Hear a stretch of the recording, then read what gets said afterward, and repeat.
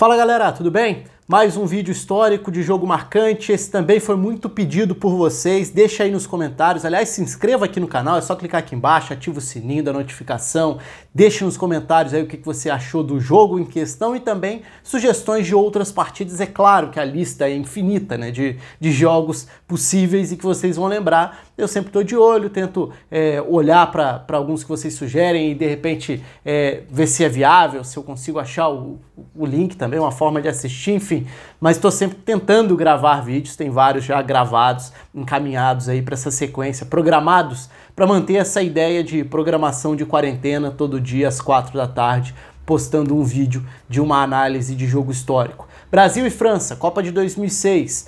Mais uma vez o Brasil parando no Zidane e companhia, como tinha acontecido na Copa de 98, que também já tem análise aqui no canal. Mas mais do que isso, né? Acho que foram vários outros elementos e pontos para a gente falar aqui hoje, até porque é uma geração ou uma seleção brasileira que virou uma espécie de uma lenda na internet, né? Muita gente olha para o time, que de fato era uma excelente reunião de jogadores, e como se fosse algo que o Brasil devesse sentir saudades de ter essa seleção. E o fato é que o Brasil na Copa de 2006 esteve longe de jogar um futebol minimamente satisfatório. Em nenhum momento apresentou grande futebol, diferentemente da final da Copa das Confederações de 2005. Mas na Copa de 2006 não foi o caso.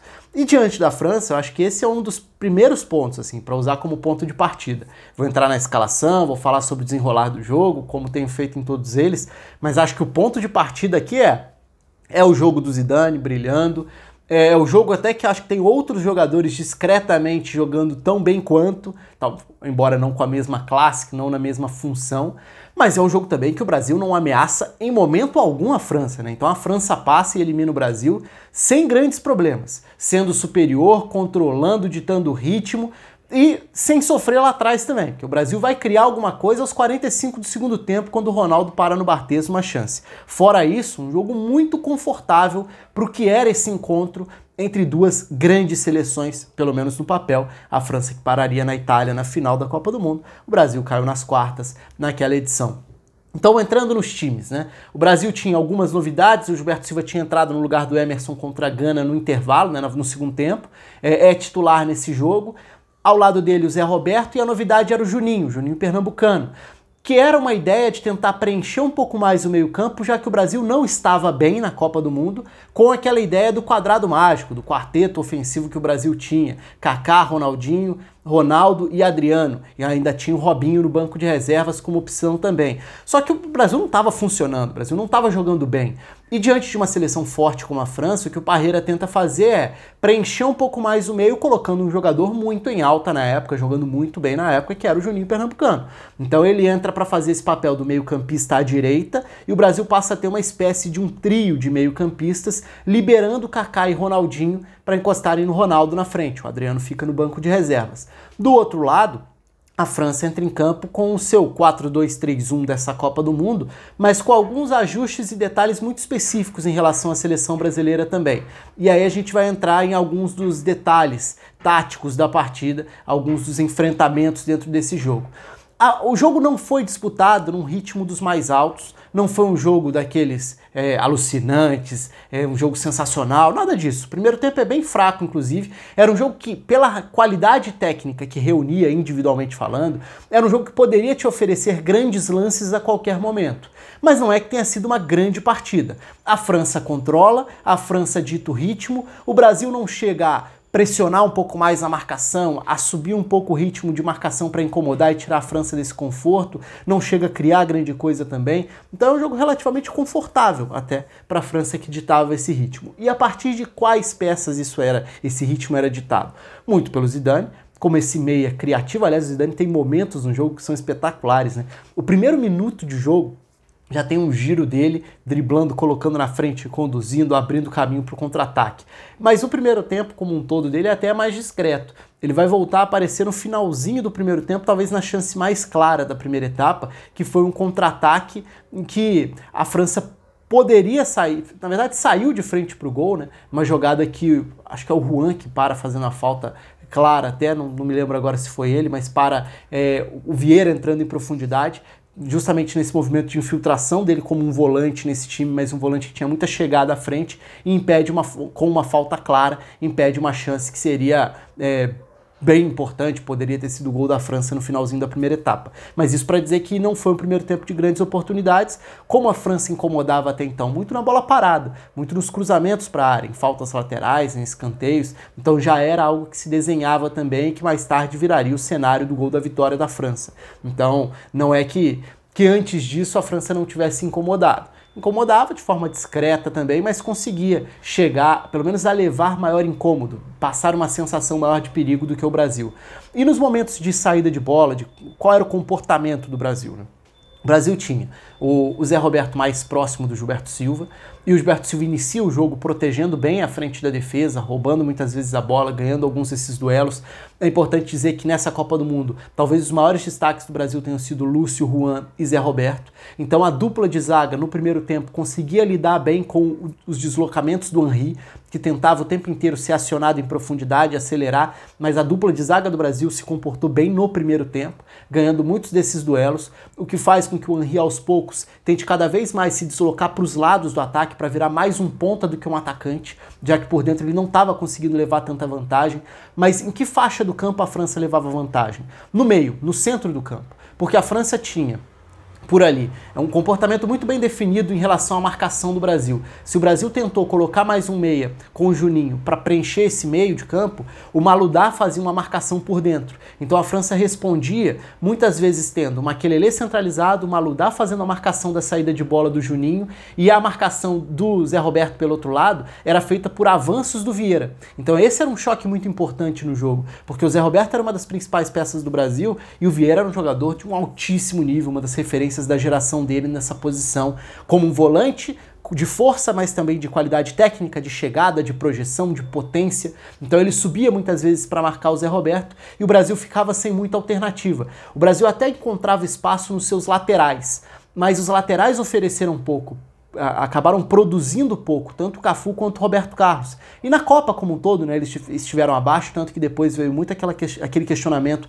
sobre como o Brasil tinha rendido bem com os laterais na Copa das Confederações, e eram outros, né, não os laterais que foram titulares na Copa do Mundo. Então, o outro duelo que era interessante, além de Vieira contra Zé Roberto, era Ribéry contra Roberto Carlos, porque o Roberto Carlos era sempre essa alternativa de saída, de potência, de arrancada, e o Ribéry crescia muito ao longo da Copa como esse jogador jovem, de velocidade, de qualidade para acelerar, para ir e voltar, fazer marcação e voltar, nessa época jogando muito pela direita, né? Depois no Bayern ele vira um jogador muito mais de lado esquerdo, mas na Copa de 2006 ele pela direita, Maludá pela esquerda, Zidane com liberdade para encostar no Henry, e assim a França conseguia bloquear as ideias de saída de bola do Brasil. Um jogador que faz uma partidaça, aliás dois, né? Makelele e Vieira. O primeiro tempo do Makelele é excelente, fazendo o que ele fazia muito bem, né? Recuperação de bola, protegendo e cobrindo uma área muito grande do campo, como esse volante incansável por ali. Foi um dos grandes volantes da geração dele, sem dúvida alguma, uma referência. Na Inglaterra, a função passou até a ter o nome Makelele, porque ele era muito característico nessa área de atuação dele, na forma como jogava. E não só isso, porque ele também tinha qualidade para conduzir a bola. Então ele recuperava a bola, fazia um passe lateral ou se projetava com a bola dominada, já ganhando alguns metros, avançando no campo. E o primeiro tempo do Makelele é excelente, a partida do Vieira é excelente também. E a França, muito a partir disso, tem superioridade em relação ao Brasil. É verdade que o Brasil, com o Ronaldinho, por exemplo, tinha ali um cara brilhante, capaz de decidir em qualquer momento, a qualquer momento. E no primeiro tempo ele chega até alguns lampejos de uma proteção de bola de qualidade, uma arrancada no espaço mais curto com qualidade, só que não chega a ser um Brasil capaz de criar grande coisa. Ele chega a dar duas boas enfiadas de bola, uma para o Ronaldo num passe em diagonal. É bom destacar um Ronaldinho que nesse jogo atuou muito como um segundo atacante, então o Kaká ficava mais como esse meia avançado à frente do trio de meio-campistas, e o Ronaldinho com liberdade, os dois tinham liberdade, mas o Kaká até caindo um pouco mais pelo lado esquerdo, enquanto o Ronaldinho partia mais da direita, talvez até por uma ideia de permitir que o Roberto Carlos ocupasse o corredor esquerdo. Então o Brasil tinha Kaká, Ronaldinho e o Ronaldo na frente, mas o Ronaldo também foi, na maior parte do tempo, facilmente minimizado, protegido, bloqueado pela defesa, que era muito forte, né? A defesa da França também era uma defesa de bastante qualidade defensiva, então tinha Sagnol e Abidal pelas laterais de qualidades defensivas, e por dentro tinha a presença do Galassi e ao lado dele o Thuram, já um veterano de Copas do Mundo, de conquistas da França, muitas vezes como lateral, mas nessa altura já como zagueiro, e um zagueiro de muita capacidade defensiva, foi muito bem o Thuram com a camisa da França em inúmeras oportunidades. Então é um jogo em que a França consegue conter o Brasil na maior parte do tempo. O Brasil cria muito pouco e a França incomoda mais. Fosse com recuperação no meio de campo, Makelele, Vieira se projetando, Zidane ganhando duelos, protegendo a bola, com categoria girando o jogo. Só que o que muda para o segundo tempo, na verdade, é que começa a aparecer mais o Ribéry. E o Ribéry vira uma válvula de escape importantíssima para a França. Então na segunda etapa a gente começa a ver o Henry se deslocando mais para a ponta. Então, a França deixa de fazer questão de ter um 9 e o Henry passa a tentar explorar as costas do Cafu para obrigar o Lúcio a sair de posição e fazer coberturas mais longas, e assim o Henry consegue algumas arrancadas, e ali começa a arrancar, incomodar, obrigar o Lúcio a sair de uma área mais de conforto, e às vezes ganhar duelos do Lúcio, que não acontecia muito no primeiro tempo, mas o Henry não se limitava ao lado esquerdo, ele caía por todas as faixas do campo, ele chega a ter uma ajeitada de calcanhar pelo lado direito da área, que é brilhante para a chegada do Vieira, só que aí o Juan faz uma cobertura espetacular para evitar o que poderia ter sido o gol. Então era a França rondando muito mais, com muito mais frequência a área do Brasil, enquanto o Brasil não passava nenhuma sensação de gerar perigo em relação ao gol da França. Então, se o Henry, o Ribéry, o Zidane eram ameaças, se Maludá, Vieira e Makelele ganhavam quase todos os duelos, a França era superior no jogo. E foi. E ditou o ritmo, e tinha mais qualidade com a bola, e se comportava melhor sem a bola também. E o gol chega no momento de bola parada. Numa falha generalizada, né, no início do segundo tempo, o Zidane cruzando a bola na segunda trave, o Henry entrando solto, num lance em que, se você olha, é incrível a quantidade de jogadores da França atacando a pequena área, enquanto o Brasil tinha 3 marcadores ali, acho que eram 5 contra 3 até, na entrada da pequena área, numa bola cruzada lateral, de uma falta lateral.